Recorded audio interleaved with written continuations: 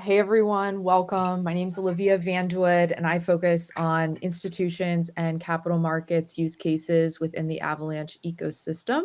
So I'm on the business development team, and this is yet another installment of our Money Moves episode. So thanks for tuning in.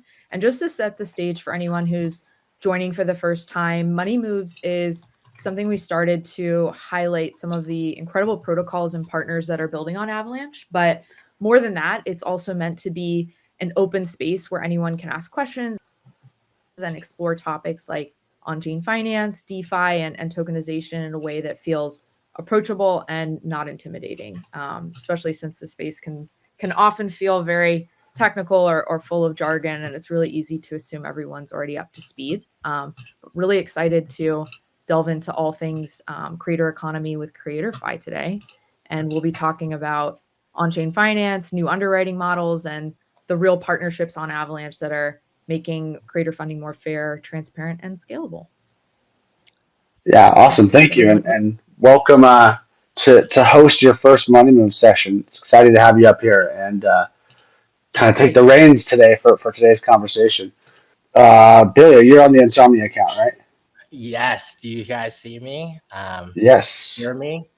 If you want to give us a quick intro on yourself and Insomnia, and then we'll get into the nitty gritty of the CreatorFi platform as we go along. Absolutely. Hey, Hadi, great to see you again. So CreatorFi, we started building this last year around September. And really our North Star is to become a financial infrastructure provider for creative IP, starting with content creators. And the reason we, have content creators as like a market that we're discovering in the first place is just around access to that capital. And, this idea that if I were a content creator, I have a bit more of a volatile income stream, but it is a significant income stream, right? Traditional banks or lenders, would not be able to kind of underwrite it as quickly and smoothly. And so the access to capital for content creators as a whole is just kind of missing, as well as non-existent in many different markets. What the blockchain piece really helps us solve is this idea to be able to provide that level of credit globally and instantaneously. And really, like when we approached Hadi, he was able to get that almost immediately. And, we are very, very excited to continue to fund content creators and their growth using blockchain credit. It's exciting. Yeah, I think this is a super unique topic to dive into, and everything I've seen so far, the platform looks awesome. So, Hadi, why don't you give us a quick intro, and then we'll kick it over to Josh. Yeah, no, absolutely. And when actually Morgan and Olivia, just want to give a shout out because they've been great at introducing us to great people like Billy who are doing these very interesting things. And yeah, when we first met, I think several months ago in New York, totally hit it off and really got the concept and wanted to push it forward. Just to frame it, so we have a fund that's dedicated to investing in tokenized real assets. It's probably one of the first independent institutional funds that have that focus. And we're, I think Josh is here. He's also in that cohort. And there's not very many of us, but it's a growing market. But there are specific advantages that are really interesting to focusing on blockchain-based finance and tokenized RWA. And this is kind of my third career. So my first career was classic institutional asset management, mostly at Goldman Sachs Asset Management, where I was there for 13 years, investing in tech, and ran the global tech fund there for about 7 of those years. Then went into tokenization in regulated environments and crypto. And then about 4 years ago or so, I've been operating kind of hybrid in both spaces. And so one of the really interesting things we look for when investing within blockchain finance is, can you get very specialized access to cash flows that you would not be able to get in TradFi. So there's nothing wrong with the crossover of TradFi to blockchain, and we encourage that too. But when you get the kind of granularity of cash flow and financing that you're getting through CreatorFi, that really gets us excited. It gets me very excited. So it's the idea of being able to invest in and lend and get returns directly at a creator level, and not even at actually it's above the creator level. It's at the creator IP or creator media level. So even if the creator stopped producing, you're still getting paid from their IP and their media, until you get paid off, and then they keep getting their equity IP, as it were. So really, when Billy described it, I was like, yes, this is fantastic. This is totally what blockchain is about. It's totally what having this very granular aspect of defining cash flows that can really drive this, and totally love it. Awesome. Yeah, it's good to have you here from your perspective as someone supporting the project and kind of seeing it early on and how it's developing. So, Josh, I think you might have a similar perspective as well. Just want to say hello, and then after that, Olivia, I'll let you kind of take it away from there. Sure. Hi, everybody. Good to see so many familiar names and faces. I formerly ran a venture capital fund, and we invested in ventures that were tokenizing novel assets. Inevitably, when we would invest, they would say the same thing. We're happy that you're investing in us and our equity, but what we really need is someone to invest in the assets that we are issuing. And after the third or fourth time of hearing that, I recognized there was a need in the marketplace, and that's what led to what I'm doing now with Intrinsic Capital. We invest exclusively in tokenized assets across multiple asset classes, where we can leverage tokenization to either reduce risk or enhance yield. And fundamentally, we're a strategic fund. We aim to add liquidity to RWA markets and help expand the adoption of tokenization by participating in the buy side. Awesome. Good to have you, and good to see you again, Josh, and good to have you here with us. So, yeah, Olivia, I'll let you kind of run the combo from here and go through it. And then at the end, if we do have any time at all and we have any questions from the audience here, we'll pull a couple people up. So if you're requesting up to ask a question, just hang tight towards the end, and we'll go from there. Thanks, Kyle. Hey again, everyone, and welcome once again to Money Moves. I'm Olivia on the business development team at Avalanche Labs, focus on institutions and capital markets use cases within the ecosystem. And it's a real treat to host today's episode where we're diving into what I view as one of the most dynamic and rapidly evolving areas of the digital economy, being the creator economy.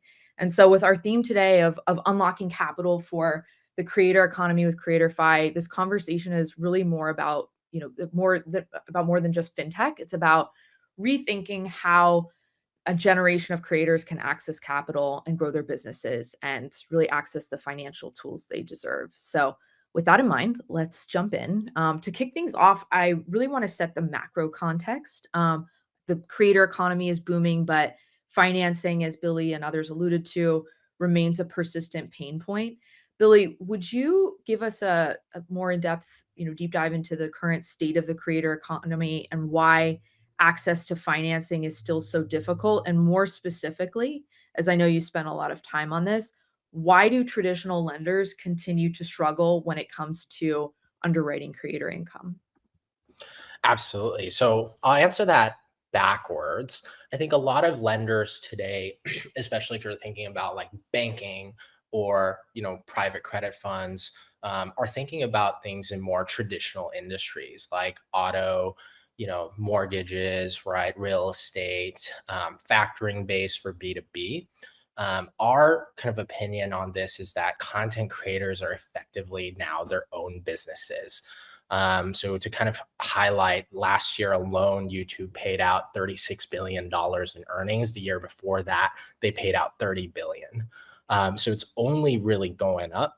And it's not really just YouTube. You have Twitch, Kick, music royalties, and even UGC platforms like Roblox that are processing billions of dollars.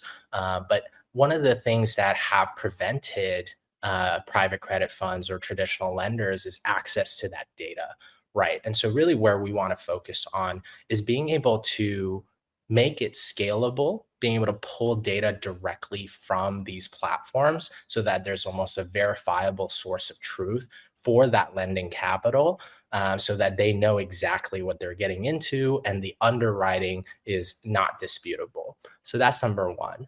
And number two, I do think, and Josh, I know we talked about this, earlier days, is that there have been existing financing platforms like us that existed, but really where we want to be unique is being able to work directly with the distributors and agencies from a B2B level to be able to eliminate counterparty risk for lenders.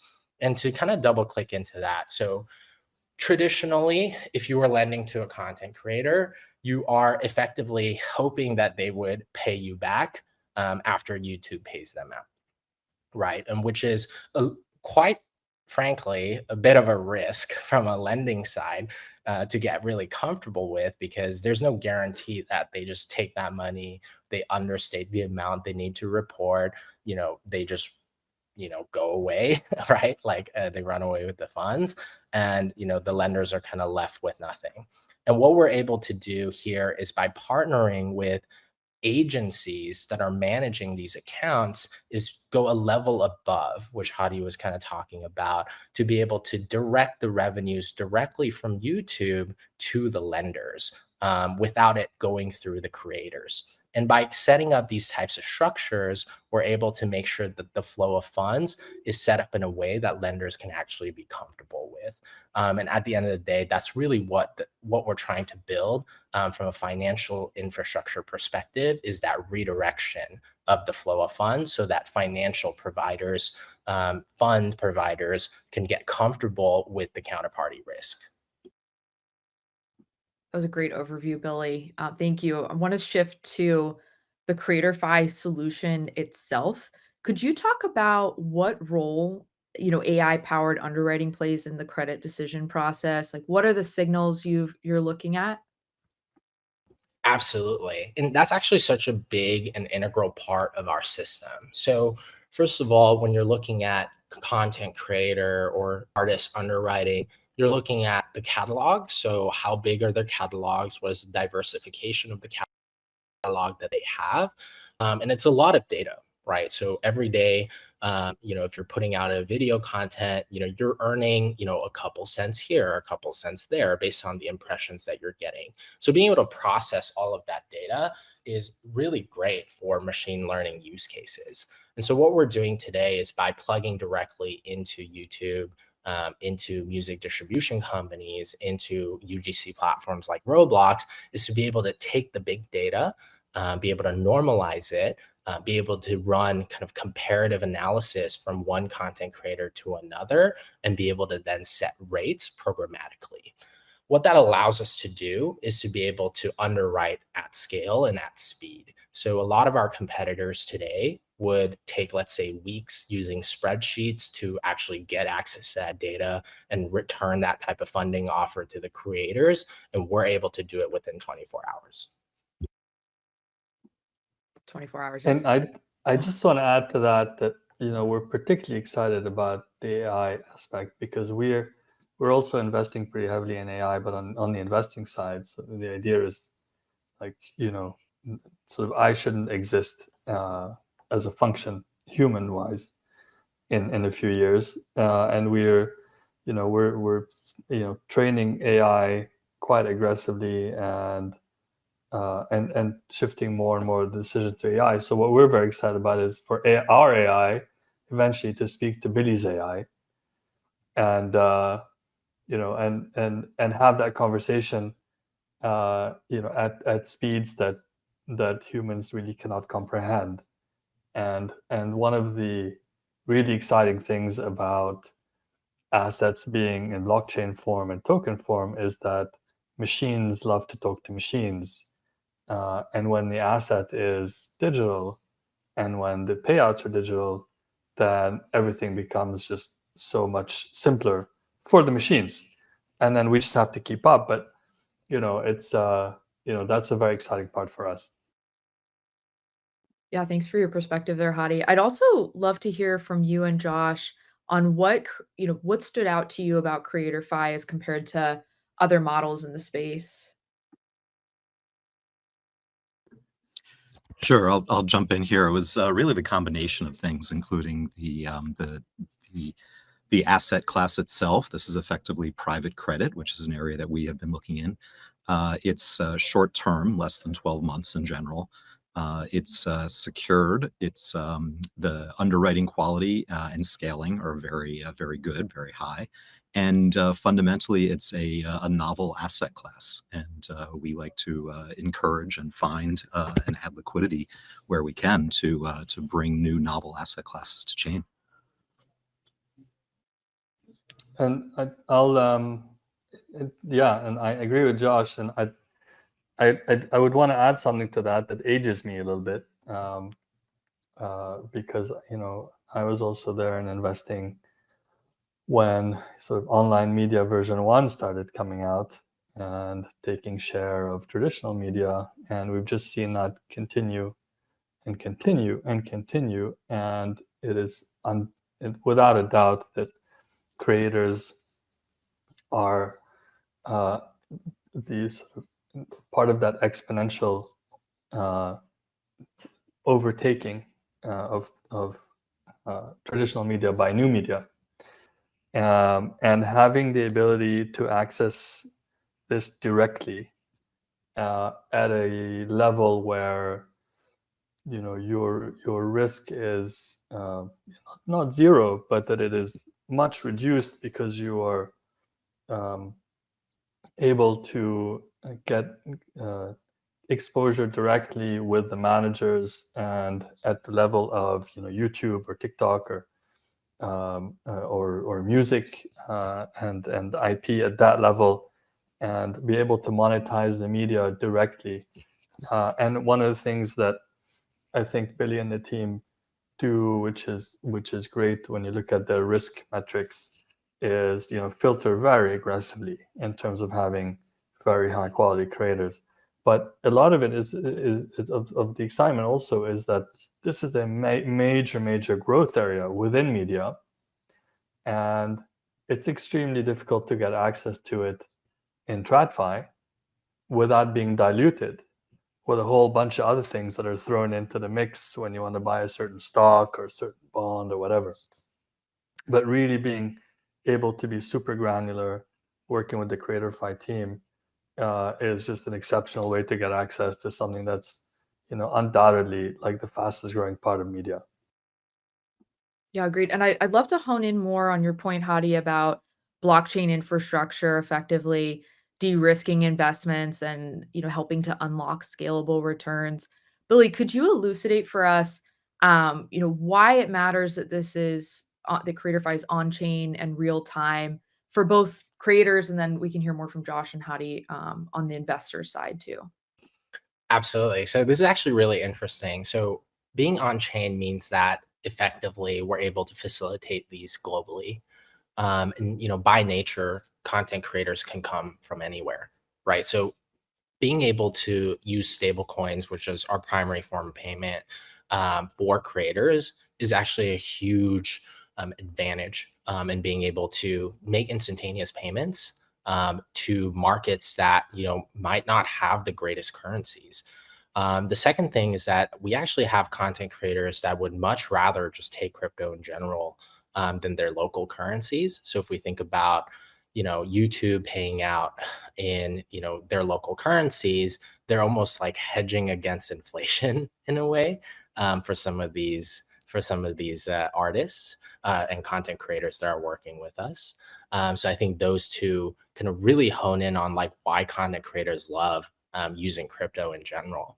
And on the lending side, I think it's using tokens as like a loan management system adds a lot of transparency and trust, right? So like what is the underlying collateral, what you're actually investing into, and potentially what we would like to see is being able to open this up as like a retail offering further down the line, but that's only possible if you have the level of transparency and trust that comes from moving things on chain.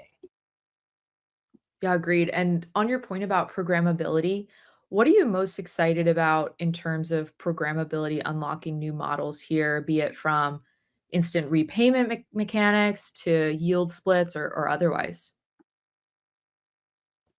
Yeah, so I think programmability, immediately out of the box, there's things like risk transfer, right? So if you don't want to hold on to a loan token, you can immediately transfer it to somebody else, right? I think in TradFi, like that would take, a monumental legal endeavor, right? And people need to, talk to each other, and the operating cost for something like that is really large.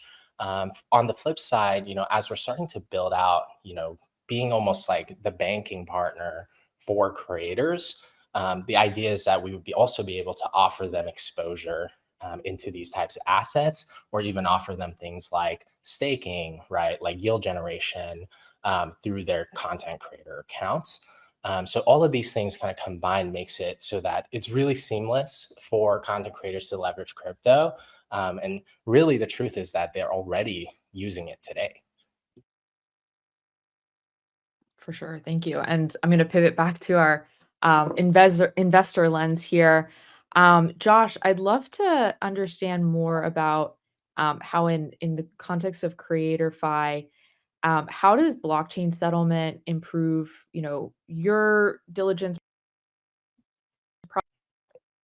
process or approach to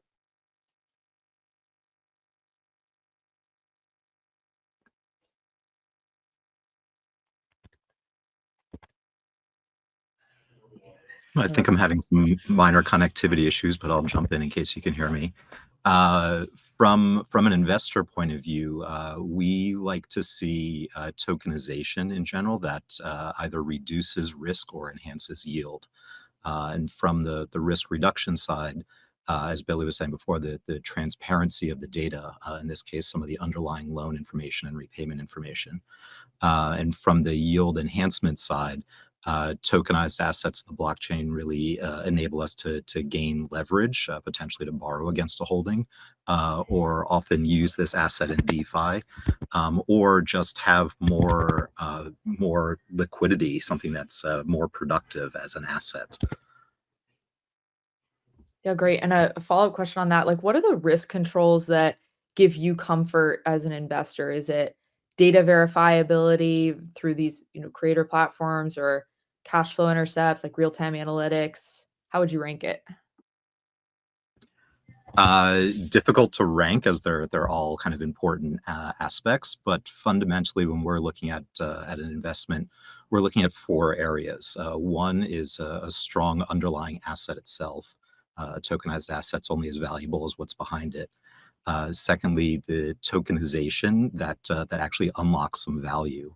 Like I said, we like to invest in things that leverage the superpowers of tokenization, the efficiency, transparency, automation. Thirdly, we look at the economics and return potential. So fundamentally, tokenization should enhance value. And fourthly, the market dynamics and liquidity.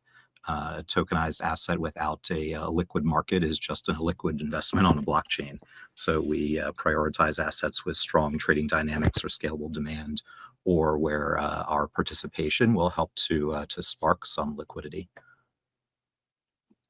Thank you. And one more for both, you, Josh, and Hadi. What do you view as what infrastructure do you think needs to emerge here more? Is it on-chain credit ratings, or otherwise, in order to fully unlock scale for the creator economy and related investments?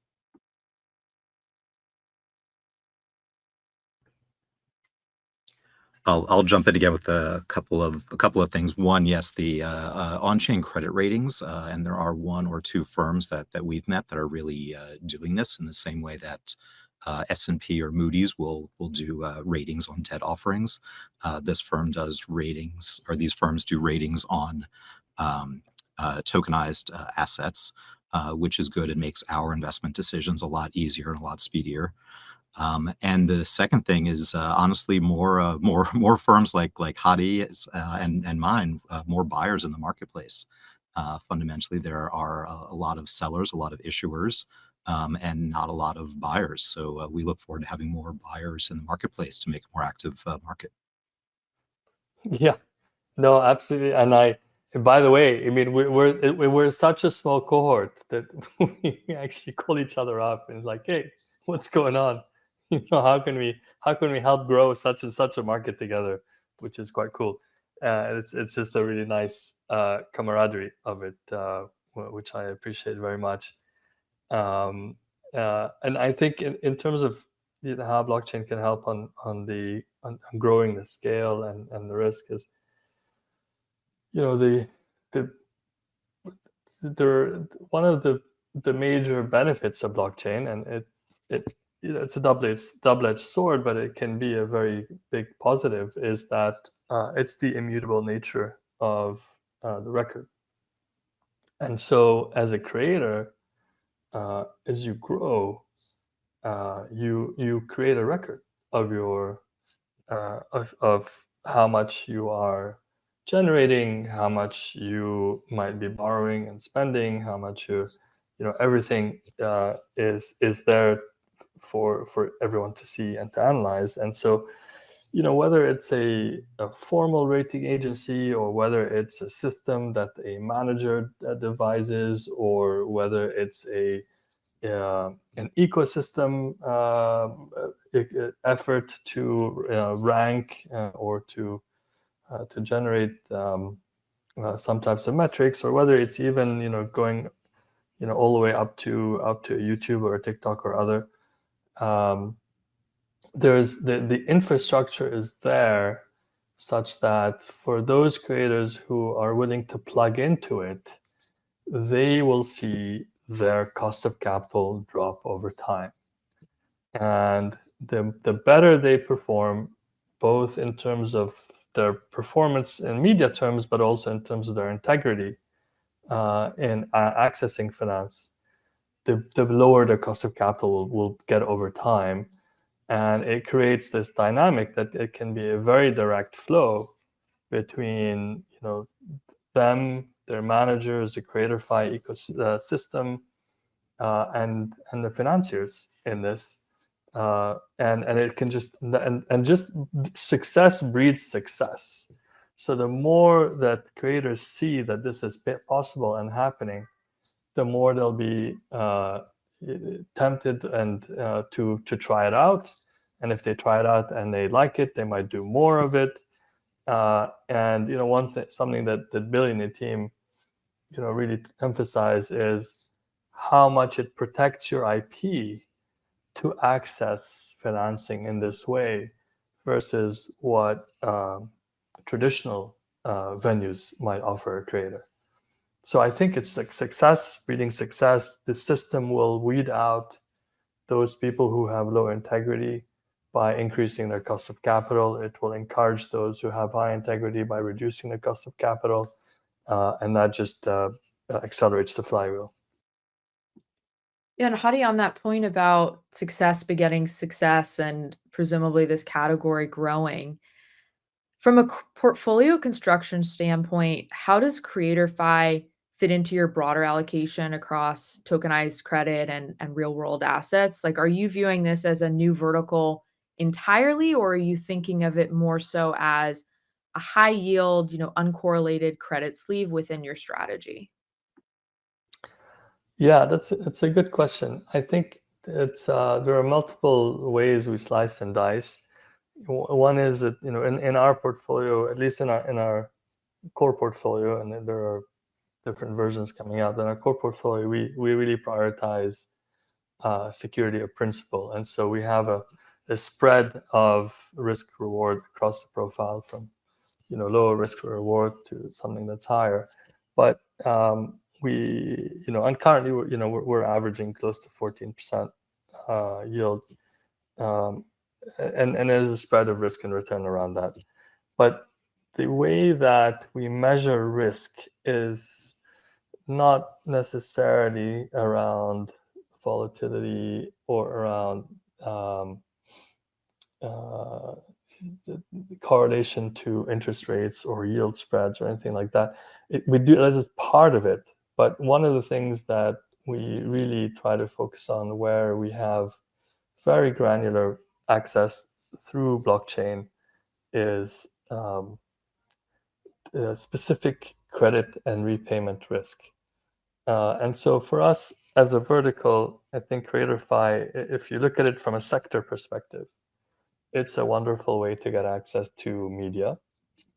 And it is something that is part of the private credit section.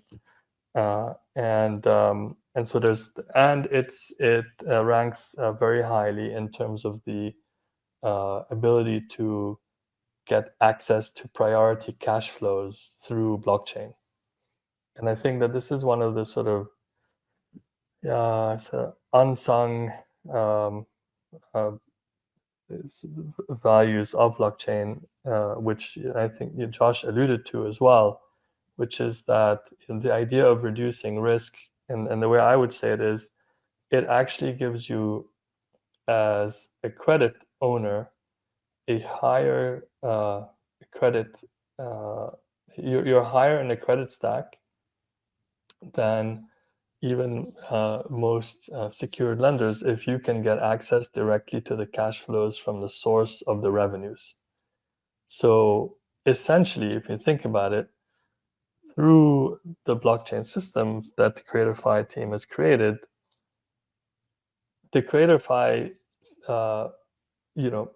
not that I would wish this at all, and I think that Billy and the team are going to grow and grow and grow, but should they even step out of the picture, there is no credit risk associated with that, because we're getting the payments directly from the revenues of the creator. So there's an element there where you have risk reduction through the technical elements of blockchain that a lot of people ignore, but I think that over time will become more and more apparent, and that in itself will then reduce the cost of capital over time of systems that are native blockchain based.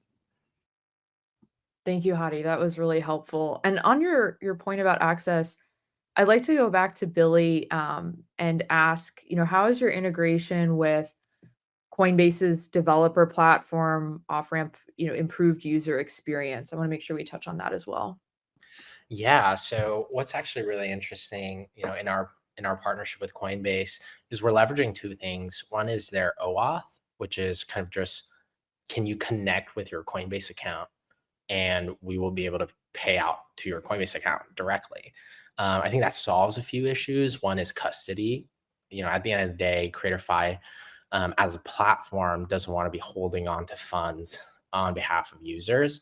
It also solves for KYC, as that's kind of baked in, right? Like being able to scan your driver license or passport.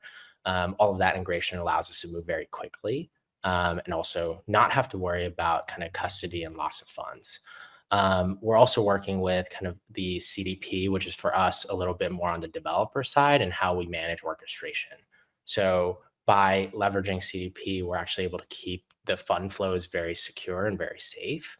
We have kind of a multi-tier security strategy, leveraging CDP, that allows us to, only touch funds, out of cold storage whenever we need it, and that there's multiple signage access within the Insomnia team to actually approve transactions before they go out.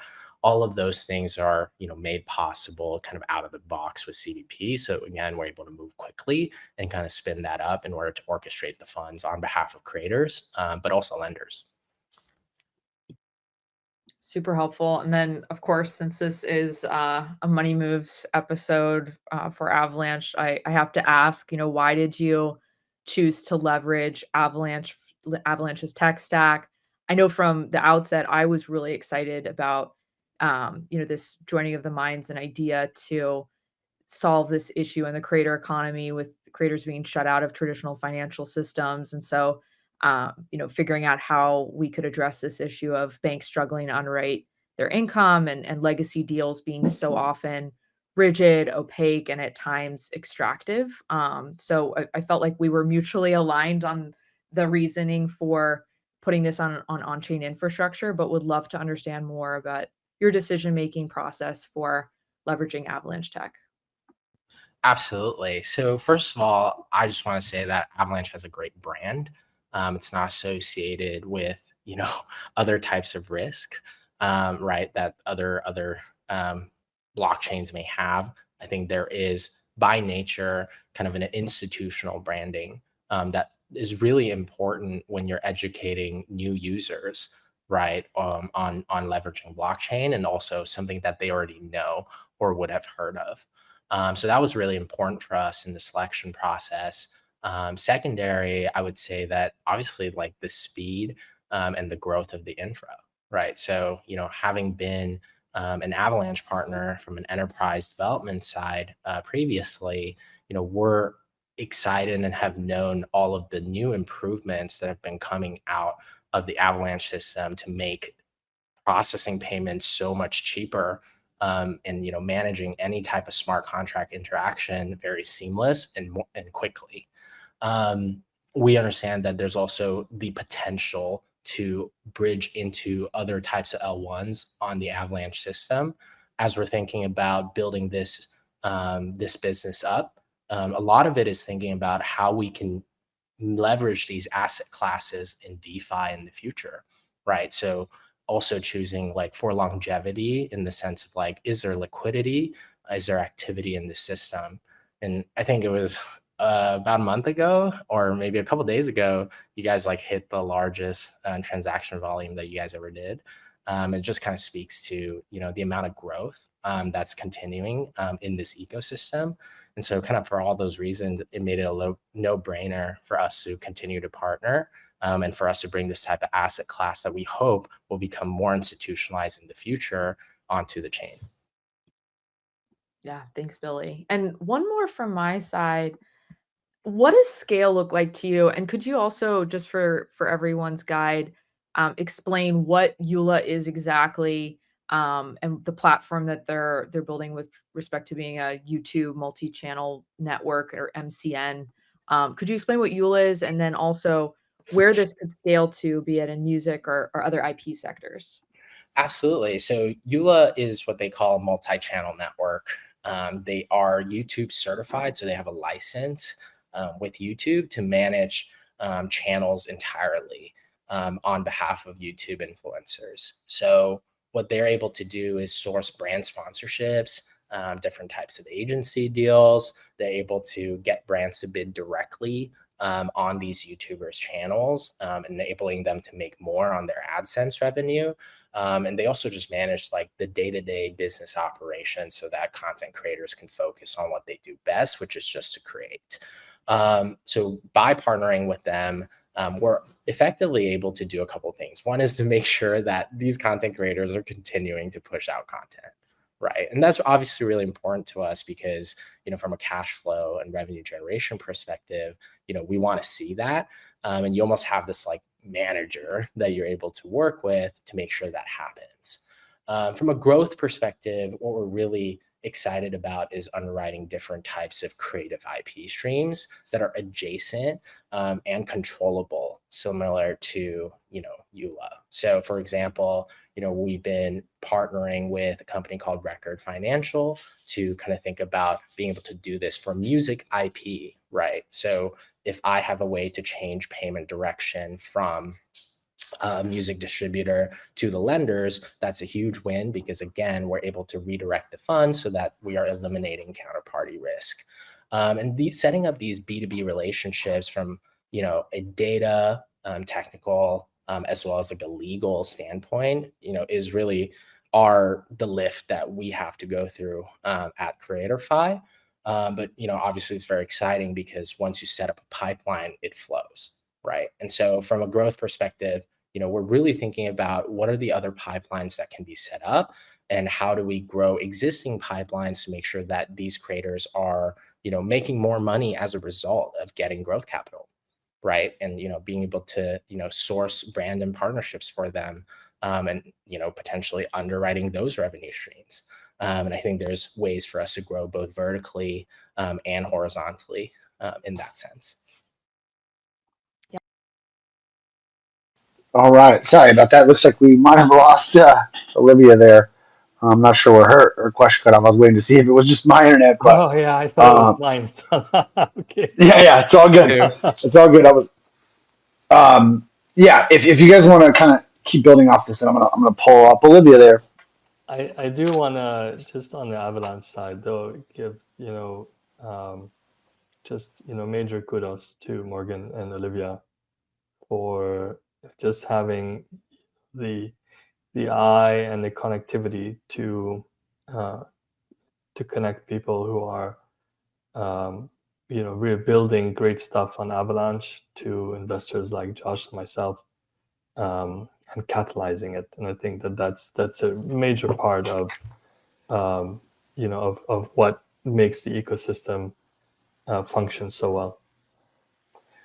I'd be curious to build off that a little bit. I think it'd be interesting, and we talked to a lot of partners about this. Stuff like if there's anything about the Avalanche architecture in particular that kind of signals something that you may not have thought the platform could do, or it like opened up some sort of opportunity that you could only do on Avalanche.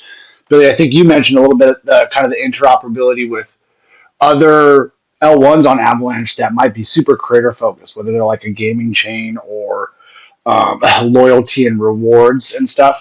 I'd be curious to hear if there was anything as you kind of got into the building process, or as you were like exploring the design of the architecture, if there was anything that kind of unlocked for you, or you saw something in the future that maybe wouldn't have thought possible necessarily, or any unique elements of the platform enabled by Avalanche. Definitely. So I think a lot of the way that we're thinking about it is, especially from a credit side, how are we enabling this to become a credit product, right? So as they get tokenized, you're thinking about, is it possible to roll this into an index fund? Is it possible to roll this, into a pool, right? And the idea is that because these loans are cash generating, theoretically, you should be able to do that.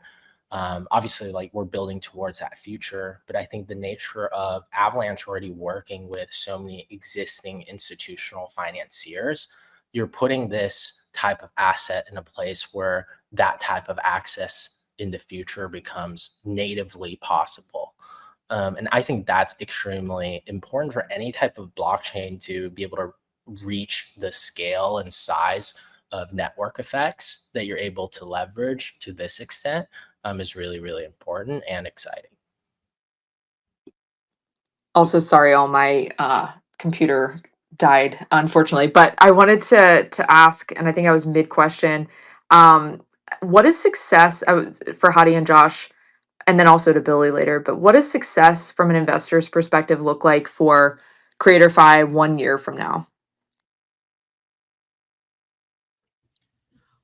You want to go ahead? I think that the success is, first of all, in the underlying loans that they go through the whole process, and that they have successful repayments, and are producing what they should. But really, what I'd like to see a year from now is further use cases for the tokenized version of these loans. So, what can we do with them additionally? Are there additional parties that we can trade with or sell the loans to? Are there, or buy from? Are there additional ways that we can use these loans either as collateral to borrow against ourselves, or to enhance yields, or perhaps use in DeFi further? So those are sort of some of the things that we are looking to emerge, we hope, and that we will also help and work with CreatorFi to help create those use cases. Yeah, I'd echo that, and I'd say, we're all in this long term, and we want to grow, and we want to be able to help the growth, and so the more effectively and the better that the loans are paid, and that essentially the credit is good and shown to be effective, I think that the more we can allocate to it on a steady state basis, but also the more we can allocate to it as we grow our own asset bases. And that should also encourage, the creator ecosystem to itself grow. So I think that,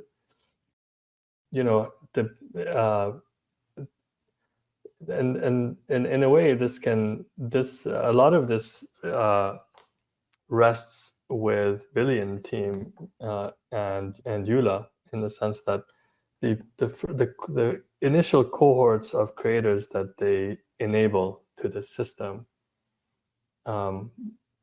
their success will drive the success of the system, that will drive more people coming into it, that will drive the growth of it, that will drive, Josh and my performance, and other investors in the space who are either specialists like us or who are generalists who will come in later, and who will see the advantages of blockchain-based lending and financing.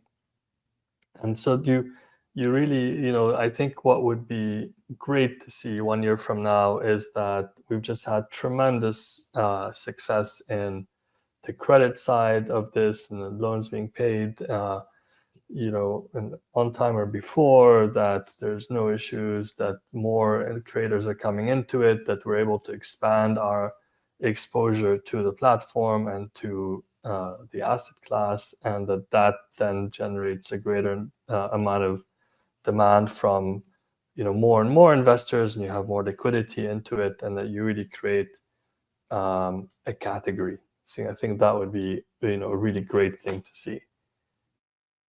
Yeah, I'll echo also what Hadi added there, that fundamentally we are just sort of the financial enablers of this, but really what we want to see is the success of the creators. Fundamentally, that this is having an impact, helping them to grow, helping them to expand their audiences and produce further great content. So that's really fundamentally what we all want to see. On my end, I think a lot of it is going to come down to, I want to see a lot more diversification with many different types of content creators coming in. And the way that, I kind of look at the space is that there's so many different types of creators, right? And so many different types of revenue streams. And us being able to go deeper into these relationships with the content creators and helping them grow their business, right, and helping them succeed in multiple facets is really important and exciting to us.